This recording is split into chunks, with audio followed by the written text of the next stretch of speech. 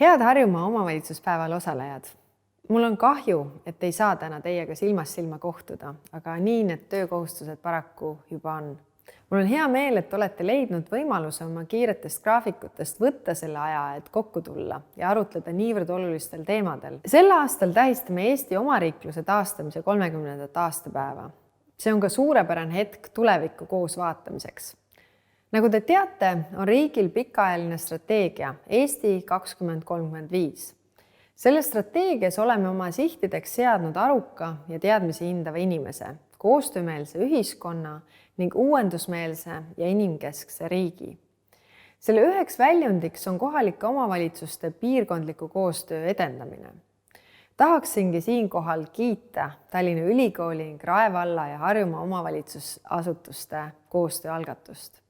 Ka strateegia Eesti 2035 tegevuskavas on seatud eesmärkides nii tulevikku vaatav ja paindlik haridus- ja tööturupoliitika kui ka avalike teenuste kvaliteet ja kättesaadavus igas piirkonnas.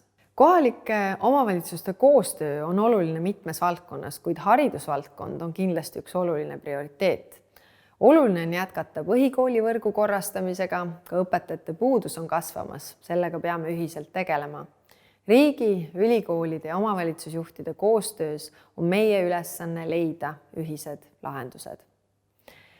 Kohalikel omavalitsustel on ka oluline roll COVID-kriisi lahendamisel. Nii eraldasime kohalikele omavalitsustele 2021. aasta lisaeelarvega 30 miljonit eurot investeeringutoetust, mida soovitasime kasutada haridusasutuste ventilatsiooni parandamiseks.